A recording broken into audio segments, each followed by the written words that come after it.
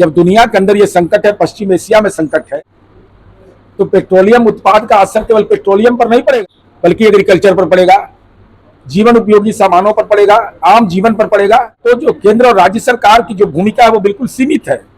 जो हम सब्सिडी दे सकते हैं वो दे रहे हैं, लेकिन इसके बावजूद दुनिया के अंदर ये संकट है तो रास्ता भी हमारे ही पास है। राष्ट्रपिता महात्मा गांधी का वह मंतव्य कि संवाद के माध्यम से ही समस्या का समाधान होगा, इसलिए हम दुनिया के शांतिकामी लोगों से अनुरोध करेंगे, संगठनों से अनुरोध करेंगे, इमीडिएट इंटरफेयर करिए, नहीं तो मानवता कराह रहा है।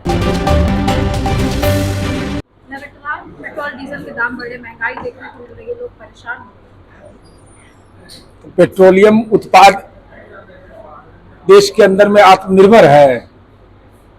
जब दुनिया के अंदर ये संकट है, पश्चिम एशिया में संकट है, तो पेट्रोलियम उत्पाद का असर केवल पेट्रोलियम पर नहीं पड़ेगा, बल्कि एग्रीकल्चर पर पड़ेगा, जीवन उपयोगी सामानों पर पड़ेगा, आम जीवन पर पड़ेगा। तो जो केंद्र और राज्य सरकार की जो भूमिका है वो बिल्कुल सीमित है। जो हम सब्सिडी दे सकते हैं वो दे रहे हैं, लेकिन इसके बावजूद दुनिया के अंदर ये संकट है तो रास्ता भी हमारे ही पास है। राष्ट्रपिता महात्मा गांधी का वह मंतव्य कि संवाद के माध्यम से ही समस्या का समाधान होगा, इसलिए हम दुनिया के शांतिकामी लोगों से अनुरोध करेंगे, संगठनों से अनुरोध करेंगे, इमीडिएट इंटरफेयर करिए, नहीं तो मानवता कराह रहा है।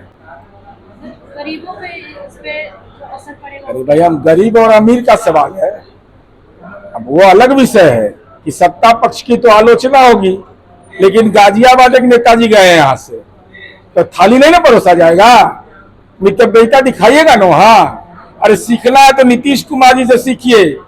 नीतीश कुमार जी 2019 से एक राजनेता का दूरदृष्टि होता है, वो इलेक्ट्रिक कार पर चल रहे थे। ऊर्जा का संकट का एहसास उनको होता था और यह बार बार कहते थे कि 100 वर्षों के अंदर में, तो उस समय तो आप लोग तरह तरह की बात उठाते थे कि नीतीश कुमार जी क्या बोल रहे हैं। आज लोगों को एहसास हुआ ना कि नीतीश कुमार जी सौर ऊर्जा की चिंता करते थे, जल ऊर्जा की चिंता करते थे, खुद इलेक्ट्रिक कार पर घूमते थे। तो अब तेजस्वी यादव, आपके खाते में सवाल है।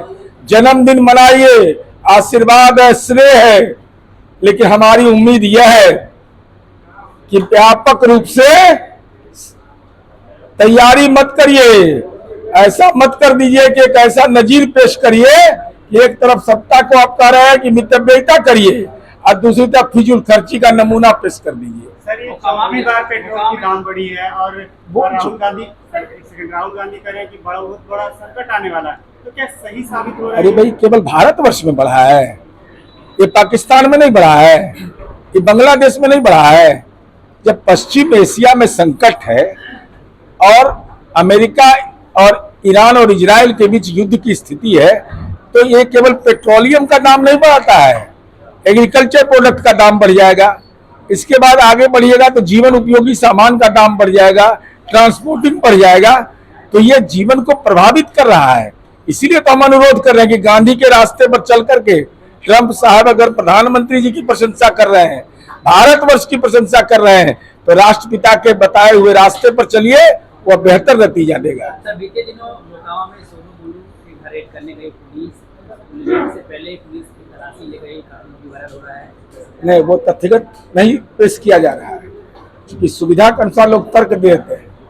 सच यह है, जो मैंने जानकारी प्राप्त की, मेरे निर्वाचन क्षेत्र का मसला है कि एक व्यक्ति जो एडवोकेट है, उनको कोर्ट ने उनके अरेस्टिंग पर रोक लगा दिया।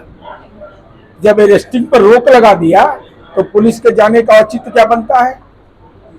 तो जब पुलिस ने इस मामले की जांच, वरीय पुलिस अधीक्षक ने क्या किन मामलों पर जांच किया मैं नहीं जानता, तो उन्होंने 2 प्रभारी को सस्पेंड कर दिया इस सवाल पर। भाई, न्यायपालिका ने अगर रोक लगा दिया और आपके पास जो सक्षम क्रिमिनल मेजर एक्ट में जो प्रावधान है उसके तहत अगर उसका उल्लंघन करिएगा, चाहे कोई भी रही है, तो कानून तो अपना काम करेगा। अब इसमें तरह तरह का खबर चल रहा है। अरे सच यह है कि किसी के घर आप जाइएगा तो आपसे ये सवाल पूछेगा ना, भाई क्यों आए? आपको अगर ये बताया कि भाई हमारा ये न्यायपालिका ने रोक लगा दिया है, इसका तो सम्मान करिएगा ना। हाँ, अपराधी है उसके घर में घुस के आप खोज सकते हैं उसको, उस पर कार्रवाई भी कर सकते हैं।